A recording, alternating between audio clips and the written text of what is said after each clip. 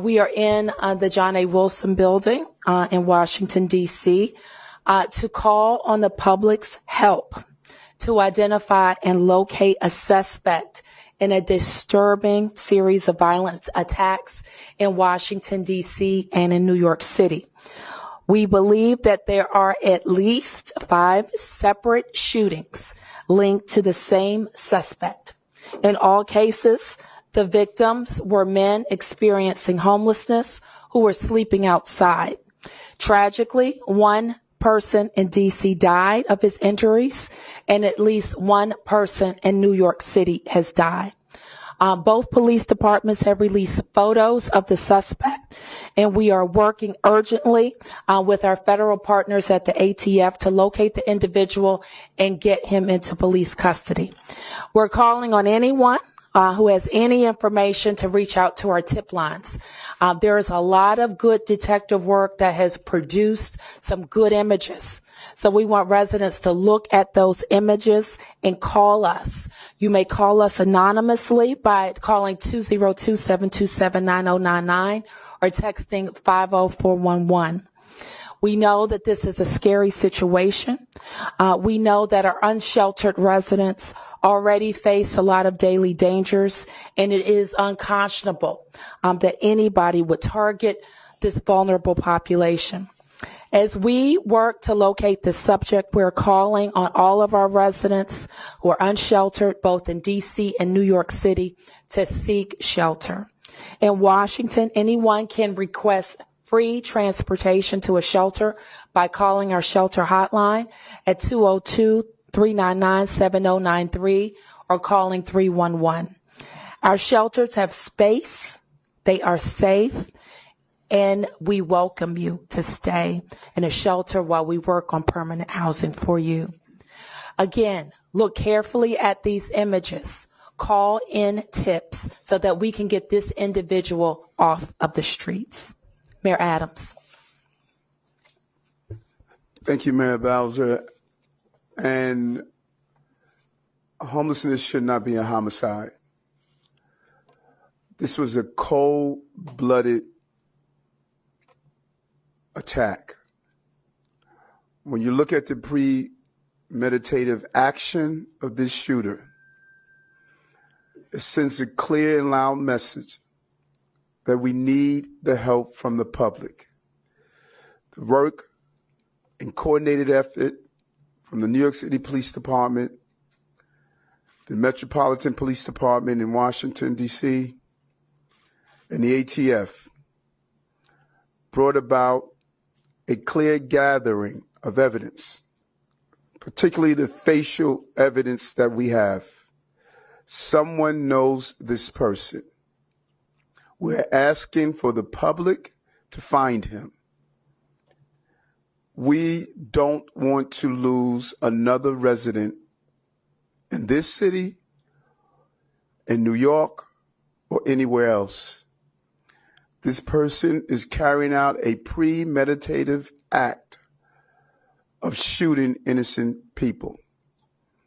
The shooting in New York, he looked around, he made sure no one was there, and he intentionally took the life of an innocent person. He must be brought to justice. We will bring him to justice. And if he's watching, we're telling him to turn himself in. This is unacceptable. But it also highlights, as the mayor here in Washington, and as I've been stating, and the mayors we've met through the last few days, the over-proliferation of guns in our cities is creating an encounter that's causing bloodshed across our nation. It is time to stop this fixation with guns. There are too many guns on our streets. And the partnership with the federal government and city governments, cooperations and collaborating together is going to rid us of the guns that are on our street, but we need to stop the flow of guns to our streets. Washington, D.C. is not manufacturing guns. New York City is not a gun manufacturing city. But the guns are ending up on our streets. It's time to end this. Chief.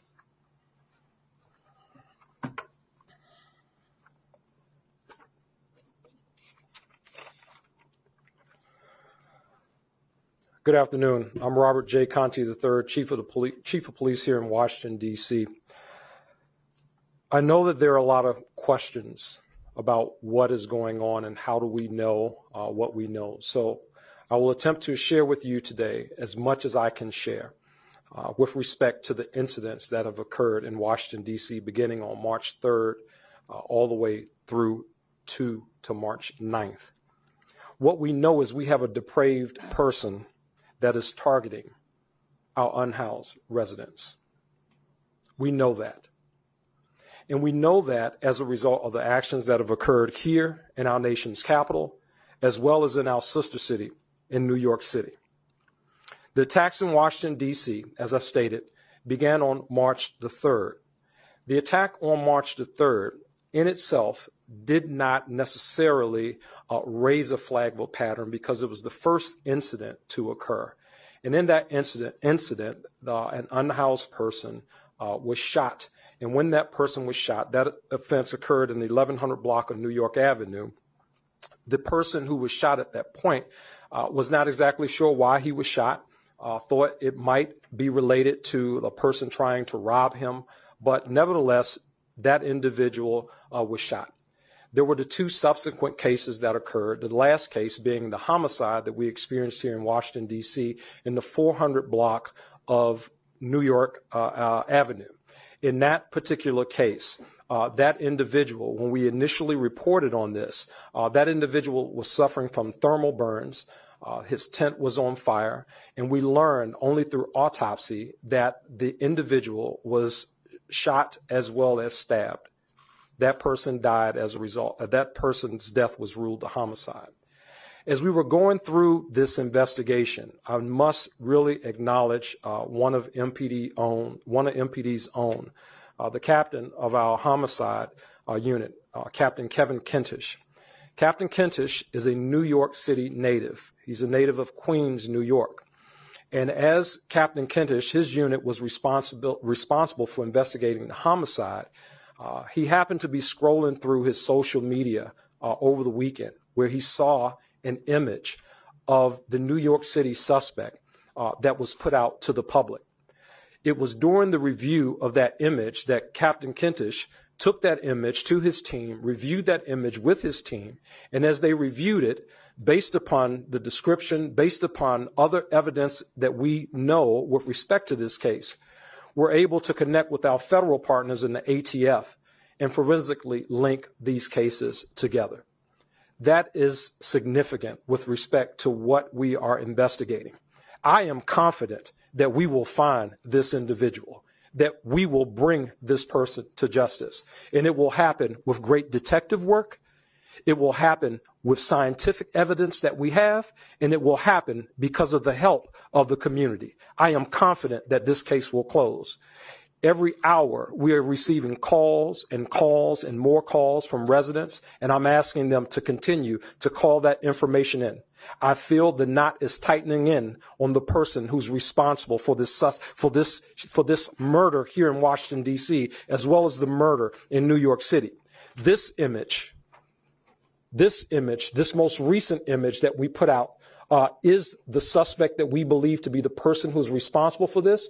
And I'm continuing to ask the public, if you have seen this person, if you know who this person is, please call us 202-727-9099 or text us anonymously at 50411.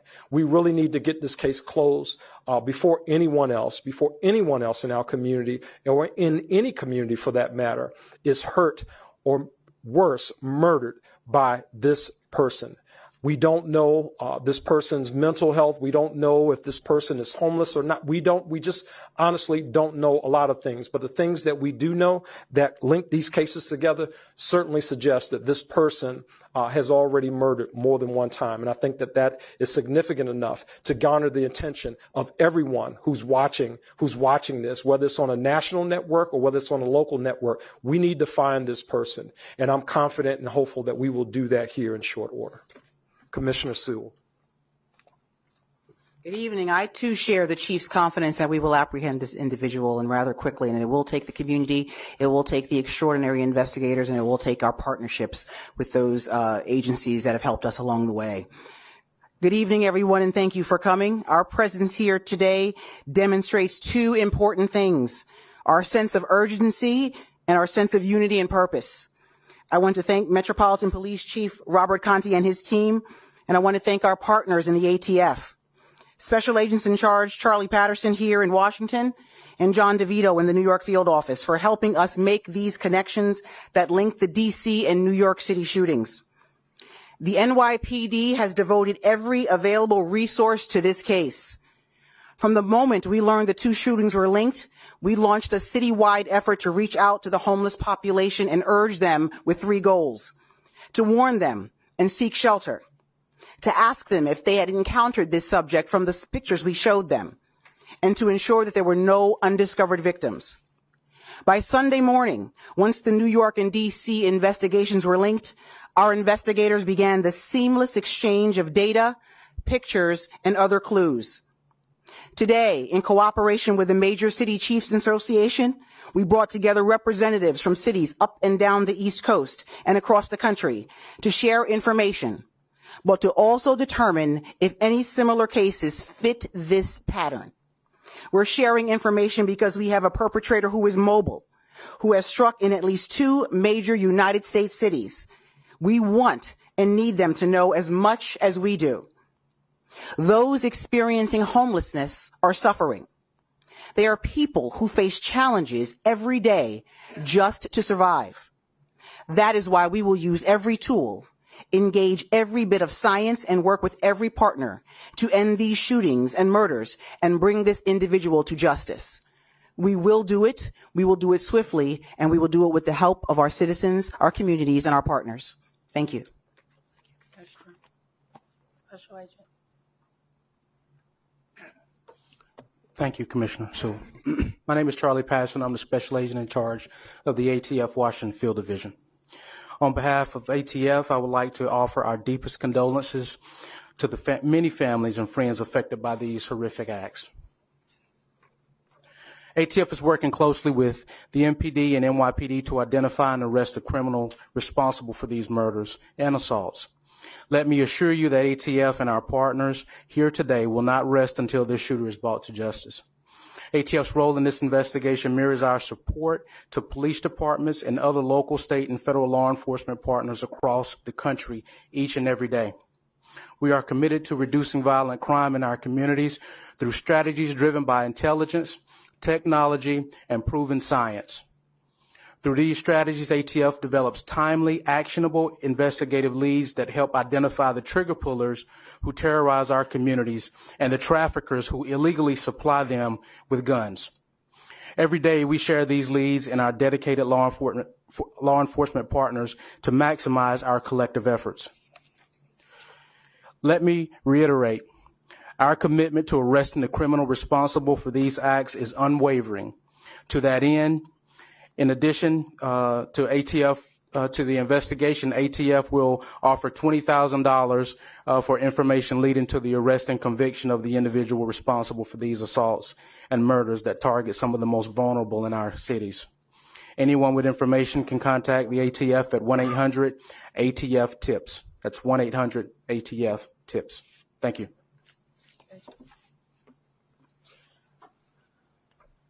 Okay, that's $70,000 reward, and 25 in New York City, 25 in Washington, D.C., and 20,000 from the ATF. Please look closely at these images. Call us so that we can get this person off of the streets.